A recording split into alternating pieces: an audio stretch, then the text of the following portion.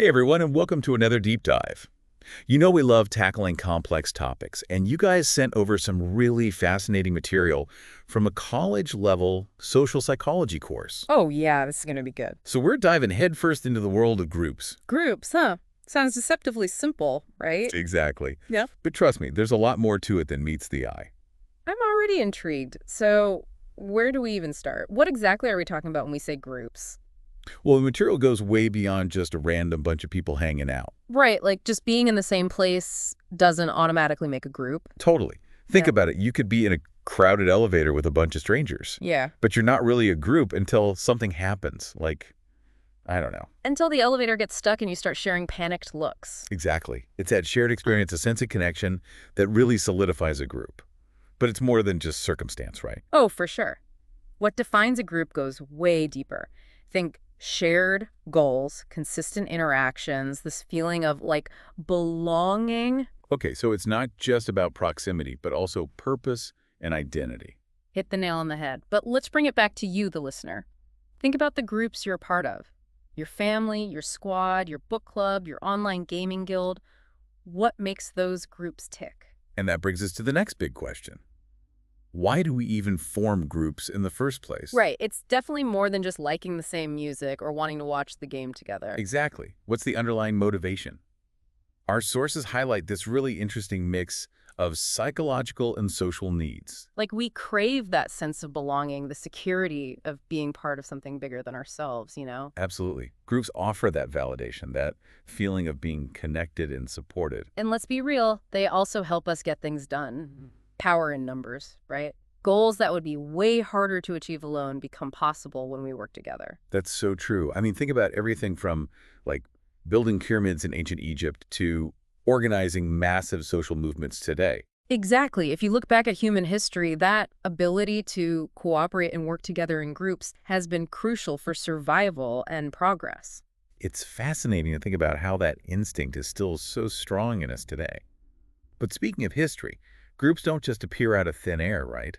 They have a life cycle. Oh, absolutely. They go through these distinct stages of development. Our material outlines 5 of them: forming, storming, norming, performing, and adjourning. 5 stages, huh? Sounds kind of like a relationship. Actually, yeah. Think about it like a new project team at work. In the beginning, everyone's a little awkward, polite, figuring things out. That's the forming stage. Okay, I can see that. Everyone's sizing each other up, trying to find their place. Right. And then comes the storming phase. Now things get a little messy. Disagreements pop up, there might be power struggles, maybe even a few shouting matches. Oh yeah, been there. It's like everyone's finally comfortable enough to let their true opinions fly. Exactly. But hey, conflict can be productive if it's handled well. After the storm comes the calm, the norming stage. That's where the group starts to gel, establish clear roles and expectations, find its groove. Right, so that's when those unwritten rules start to emerge, like who's the leader, how do we make decisions, what's acceptable behavior. And once those norms are in place, the group can really hit its stride. That's the performing stage where everyone's working together smoothly, efficiently, firing on all cylinders. That's the sweet spot, right? When all the drama's settled and the group is actually making progress. Exactly. And finally, we have adjourning. This is basically the group's breakup. Sometimes it's a happy ending, like a project team successfully completing its task. But sometimes it can be bittersweet, especially for those long-term groups where strong bonds have formed. It's like the end of an era. Totally. But before we get too nostalgic, let's rewind a bit. How do groups actually form in the first place? Like, what brings people together in those initial stages? Our material dives into a few theories that try to explain this. One is the classic theory, which emphasizes shared activities. Oh, so like doing things together creates bonds. Exactly. Shared activities lead to interaction, which then develops into shared sentiments. You start working on a project together, you start talking, you start realizing you have things in common, and boom, you got a group. It's like that saying, the more we sweat together, the less we bleed together. Exactly. Shared experiences build camaraderie. Okay, so that's the classic theory. What else? Well, then there's social exchange theory, which is all about, exchanges. So like a cost-benefit analysis of group membership. You got it. We join groups based on the potential for mutually beneficial relationships. What do I get out of being part of this group? Are the rewards worth the effort? It's kind of like a social marketplace. That's a really interesting way to look at it. And then we've got social identity theory, right? Right. That one focuses on how belonging to a group shapes our sense of self and boosts self-esteem. It's like wearing the t-shirt of your favorite band. It's a way of signaling your identity and connecting with like-minded people. So it's not just about what we get out of group, but also how it shapes who we are. Precisely. All these theories offer really useful lenses for understanding the complex motivations and forces that bring people together. It's like those multi-sided dice from Dungeons & Dragons, each side representing a different factor in group formation. Great analogy. But once a group is formed, it needs some structure to function effectively, right? And that's where group structure comes in. Our material dives deep into this. Roles, norms, status, cohesiveness. It's like the blueprint of a group. Okay, let's break it down. Roles are those expected behaviors, right? Like the team captain is expected to lead, the comedian is expected to make everyone laugh. Yeah. Each role has a specific function within the group dynamic. Okay, and then we have norms, those unwritten rules that govern behavior. These can be about anything from how people dress to how decisions are made. Sometimes you don't even realize they exist until you break them. Oh, tell me about it. Remember that time I accidentally wore jeans to a fancy event where everyone else was in suits? Oh, yeah. I felt so out of place. That's the power of group norms. For sure. And then there's status, which is all about social standing within the group. Some members might have higher status because of their expertise, their experience, maybe even just their personality. It's like that pecking order you see in, like, animal groups. Exactly. And finally, there's cohesiveness, that special glue that holds a group together. It's that feeling of camaraderie, shared purpose, mutual support. So to recap, roles are the positions on a team, norms are the playbook, status is who gets the MVP award, and cohesiveness is that team spirit that keeps everyone motivated. That's a great way to put it. And what's interesting is how all these elements interact and influence each other. High cohesiveness, for example, can lead to greater conformity to group norms. And individuals with high status often have more sway over decision-making. It's like a delicate ecosystem, right? All these different parts working together. Absolutely. But, groups aren't always sunshine and rainbows. Oh, I know that all too well. So let's talk about the not-so-fun stuff. Group conflict. Right, because let's face it, conflict is inevitable. No group is perfect. Especially when you throw in different personalities, opinions, and goals. But here's the key takeaway. Conflict doesn't have to be a negative force. Our source highlights this important distinction between constructive conflict and destructive conflict. Oh, interesting. So there's good conflict and bad conflict. You could say that constructive conflict can actually be really beneficial for a group. How so? Well, think about it. If everyone's always agreeing, you might miss out on important perspectives or alternative solutions. True. It can lead to that groupthink phenomenon where everyone just goes along with the crowd without really thinking critically. Right. Constructive conflict challenges assumptions, encourages debate, and ultimately can lead to better decision-making, more creative solutions, and stronger relationships. Okay, so it's not about avoiding conflict altogether, but about approaching it in a healthy way. Exactly. And a lot of that comes down to how we communicate. Constructive conflict involves active listening, respect for different viewpoints, and a willingness to find solutions that work for everyone involved. Focusing on the issue, not the person. Right, like attack the problem, not each other. Exactly. Destructive conflict, on the other hand, that's the toxic stuff. It creates hostility, undermines trust, and can even lead to the breakdown of a group. It's like that saying, holding on to anger is like drinking poison and expecting the other person to die. Ooh, that's a powerful image. Destructive conflict often involves personal attacks, power struggles, and that win-at-all-cost mentality. So constructive conflict is about collaboration, while destructive conflict is about competition. Yeah, that's a good way to think about it. And the key is to foster a culture of open communication, active listening, and collaborative problem solving. Easier said than done, right? But it sounds like creating that kind of environment can really transform conflict from a negative force into a catalyst for growth. Totally. Like that old saying, iron sharpens iron. When handled constructively, conflict can help refine our ideas, strengthen our relationships, and ultimately lead to better outcomes. But hey, are you ready to explore the wide world of groups? We've got primary groups, secondary groups, formal, informal, in-groups, out-groups, and even temporary groups. Well, hold on. That's a lot of categories. It's like we're about to embark on a group safari. Exactly. And each type has its own unique characteristics and dynamics. Let's start with primary versus secondary groups. Think of primary groups as your inner circle, your ride-or-die folks, family, close friends. those deep, meaningful connections that shape your identity and provide that core sense of belonging. Those are the relationships that really stick with us, the ones that help us navigate life's ups and downs. Exactly. And then we have secondary groups, which are more task-oriented and less personal. These are the connections we make through work, school, clubs, or organizations. So, more focused on achieving a common goal than emotional intimacy. Precisely. Like your book club, you might bond over a shared love of literature, but the main objective is discussing the book. Totally. It's like a different level of connection. Now, what about formal versus informal groups? Oh, that's another interesting distinction. Formal groups are all about structure, rules, designated roles. Think about a corporate team, a military unit, even your local government. Lots of hierarchy, clear procedures, everyone knows their place. Right. Informal groups, on the other hand, are more spontaneous and less structured. Think a group of friends who hang out regularly, a study group that forms organically, or even a neighborhood watch group. So it's more about shared interests or circumstances than like an official hierarchy. Now let's talk about in-groups versus out-groups. This one gets into social identity and how we perceive ourselves in relation to others. It's really at the heart of how we form our social circles. Okay, so in-groups are the us, the groups we identify with and feel a sense of belonging to. And out-groups are the them, the groups we perceive as different or even opposed to our own group. Exactly. And this distinction can have a powerful impact on our attitudes and behavior. We tend to favor members of our in-group and sometimes even discriminate against members of out-groups, even subconsciously. It's like that classic saying, birds of a feather flock together. We naturally gravitate towards those we see as similar to ourselves, but sometimes it can create those us versus them dynamics that lead to conflict. And that's where understanding those in-group, out-group biases can be so important.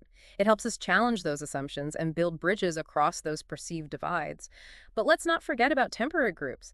They pop up, serve a specific purpose, and then disband once the task is complete. Oh yeah, like a project team, a jury, a flash mob. Exactly. I go through a really unique life cycle with phases of activity and inertia. They got to hit the ground running, establish a shared understanding, and work effectively under pressure, often with a tight deadline looming. It's like a pressure cooker of group dynamics. It's fascinating how quickly those temporary groups can come together, achieve something amazing, and then disperse. It's like a microcosm of the whole group experience. Yeah.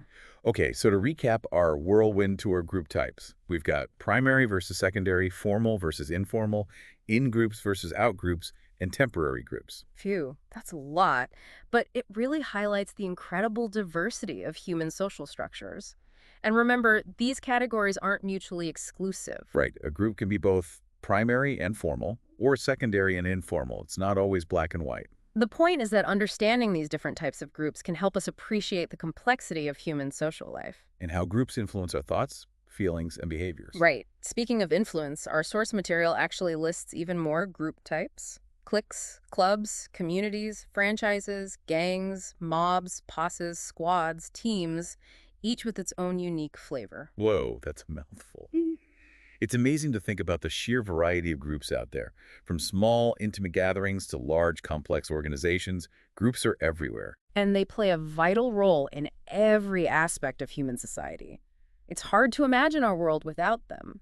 But before we get too carried away with all these different group types, let's circle back to a key point from our source material: group conflict. Because let's be real, no group is perfect, and conflicts are bound to arise. It's just human nature. Totally. And what matters is how we handle those conflicts. Remember that distinction between constructive and destructive conflict. Constructive conflict can lead to better decision-making, greater creativity, stronger relationships. It's about approaching disagreements with respect, an open mind, and a willingness to find solutions that work for everyone involved. It's not about sweeping things under the rug, but facing them head-on in a productive way. Exactly. Destructive conflict, on the other hand, that's the poison.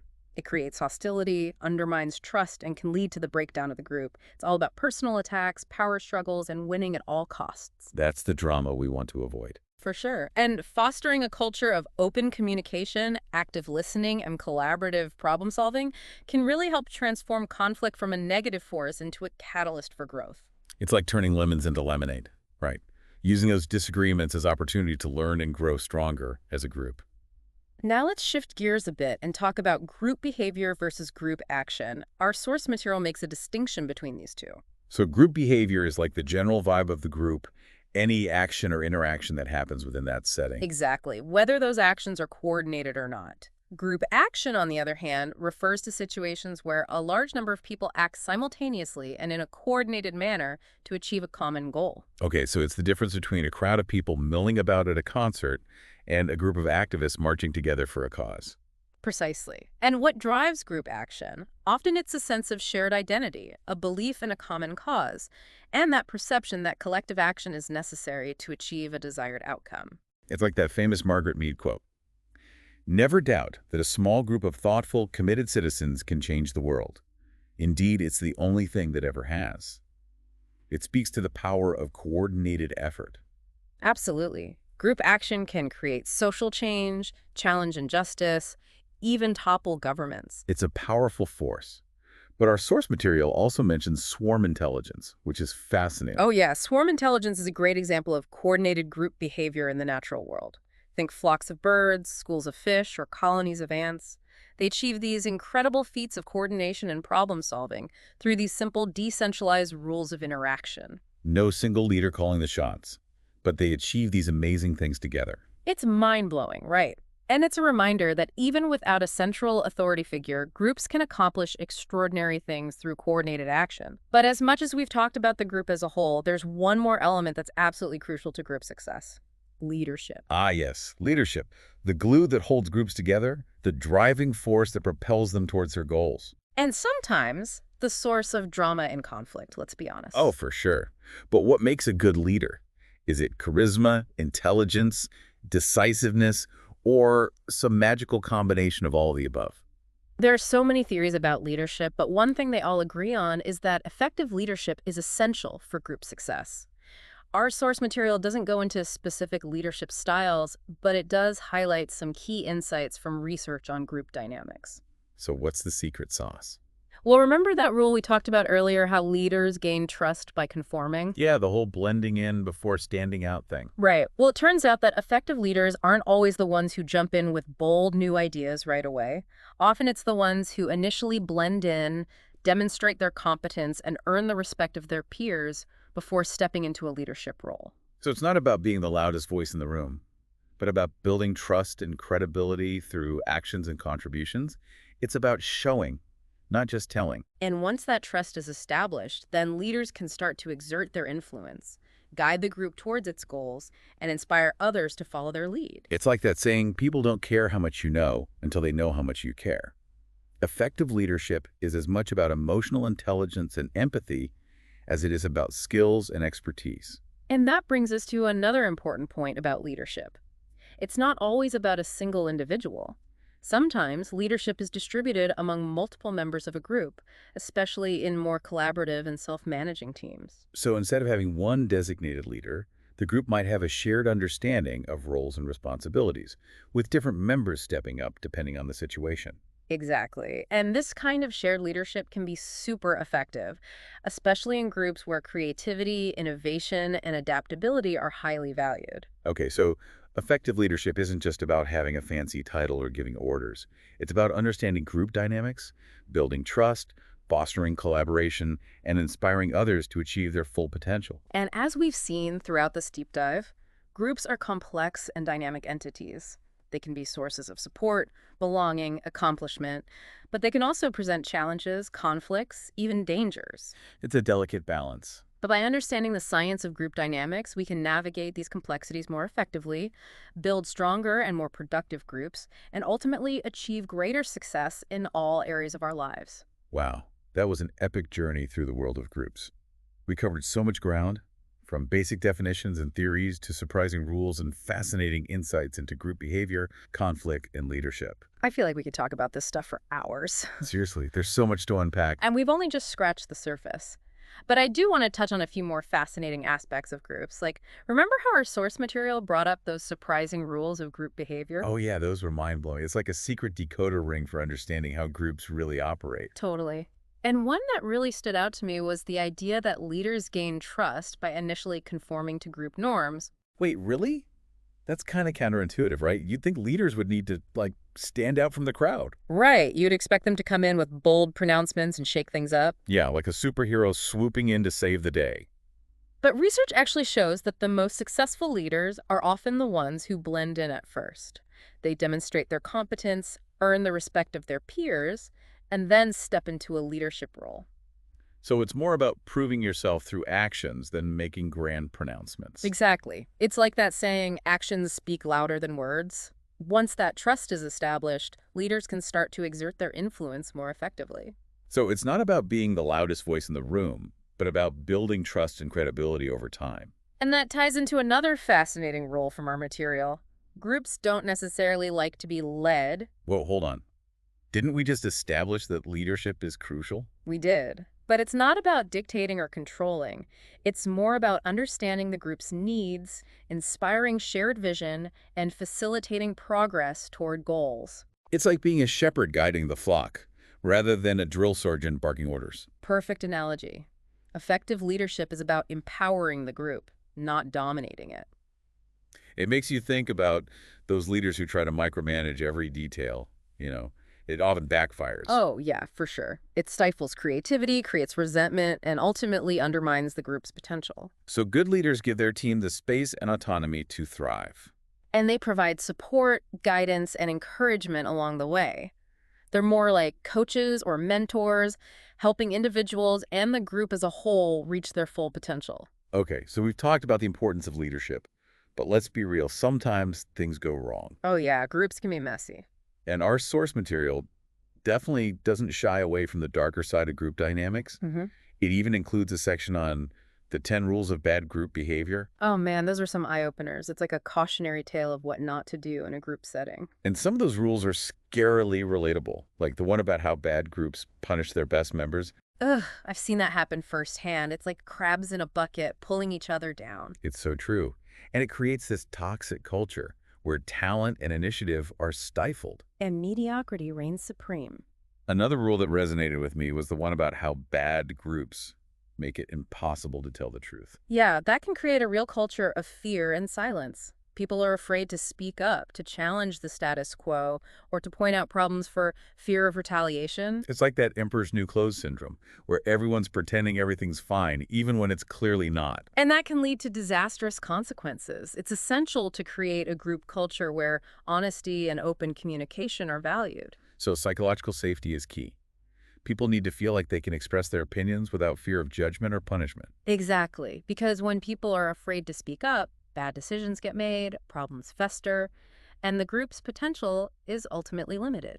Okay, so we've covered a lot of ground in this deep dive, from the basic definition of a group to the dynamics of leadership and conflict. But there's one more fascinating concept I want to explore, one that our source material only briefly touches on. Groupthink. Groupthink, huh? Sounds ominous. It can be. It's this psychological phenomenon that occurs when a group prioritizes harmony and conformity over critical thinking and rational decision-making. So like when everyone's so focused on agreeing and avoiding conflict that they end up making bad choices. Exactly. And it often happens in groups with strong, charismatic leaders, a high degree of cohesion, and a sense of isolation from outside perspectives. It's like everyone's drinking the Kool-Aid without questioning the recipe. And it can have some serious consequences. Think about historical examples like the Bay of Pigs invasion or the Challenger space shuttle disaster. Those are major failures that could have been prevented if someone had spoken up and challenged the group's assumptions. Exactly. And that's why it's so important to be aware of the dangers of groupthink. So how can we avoid falling into that trap? Well, there are several strategies. One is to encourage critical thinking and dissenting opinions within the group. Don't be afraid to play devil's advocate, to challenge assumptions, and to ask tough questions. It's like that saying, if everyone's thinking alike, then no one is thinking. Another strategy is to seek outside perspectives. Bring in experts, consult with other teams, or simply talk to people outside of the group to get a fresh perspective. That can help break that echo chamber effect and expose blind spots. And finally, make sure that the leader doesn't dominate the decision-making process. Encourage all members to participate, share their ideas, and vote on important decisions. So fostering a culture of open communication, diversity of thought, and inclusivity can help prevent groupthink and lead to better decisions. And that's a win for everyone involved. This conversation has really opened my eyes to the power and complexity of groups.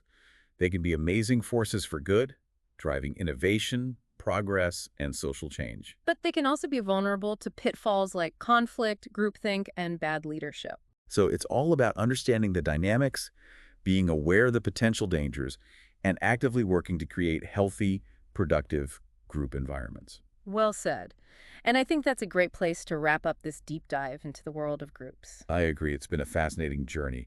But before we sign off, I have one final question for you. Shoot. Our source material touched on so many different types of groups, but it didn't really delve into online groups. Ooh, good point. That's a whole other frontier. Right. Think about it.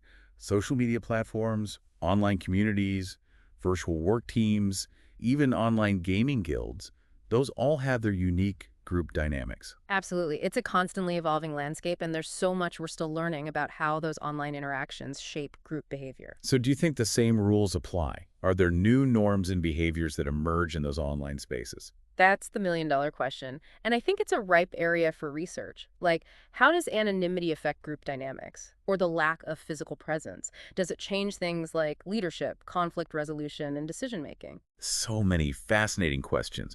And I'm sure we'll see some groundbreaking insights emerge as researchers delve deeper into this digital realm of group interactions. It's an exciting time to be studying groups. The traditional rules are being rewritten as we connect and collaborate in these new and innovative ways. And that's what makes this topic so endlessly fascinating. It's a field that's constantly evolving, just like the groups themselves. Exactly. There's always more to discover, more to learn, and more to explore in the ever-changing world of groups. Well, on that note, a huge thank you to all of you for joining us on this deep dive. We hope this conversation is giving you some food for thought about the groups that shape your own life. And maybe even inspired you to take a closer look at the dynamics at play within those groups.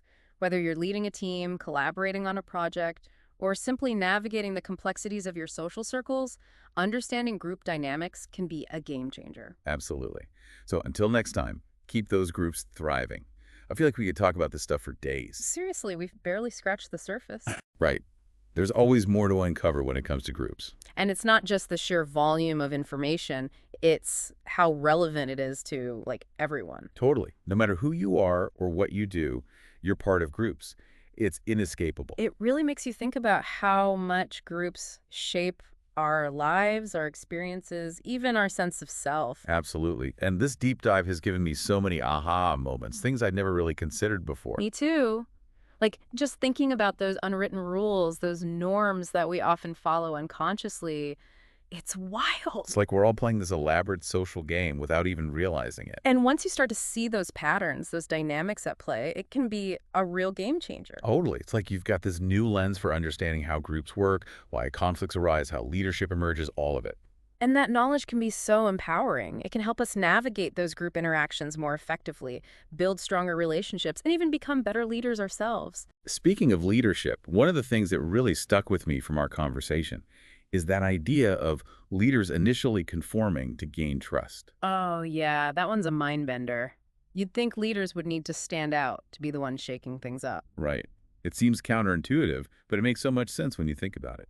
It's about earning respect, demonstrating competence, and showing that you understand the group's values before trying to lead them in a new direction.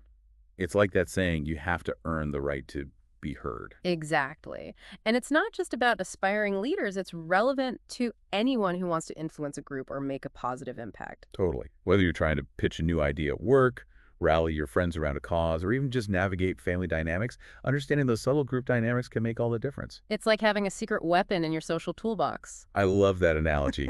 And another key takeaway for me was the importance of embracing constructive conflict. Oh, yeah. Conflict gets such a bad rap, but it doesn't have to be a negative force. It's all about how we approach those disagreements, right? Exactly.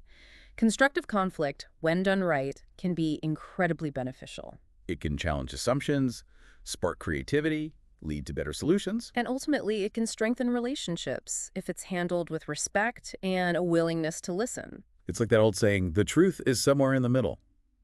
When we're willing to hear different perspectives, we're more likely to find the best path forward. And that's a win for everyone involved. This deep dive has been so insightful. I feel like I've gained a whole new appreciation for the power and complexity of groups. Me too. It's been a wild ride exploring this topic with you.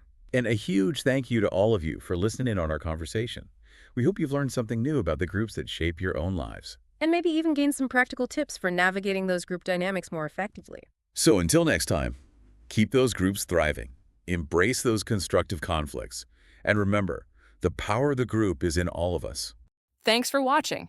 If you found this video helpful, don't forget to give it a thumbs up and share it with your friends. Your support helps us keep creating valuable content like this. And if you haven't already, hit that subscribe button and ring the notification bell so you never miss an update. Join our community for more insights into psychology and personal development. Let's grow and learn together. See you in the next video.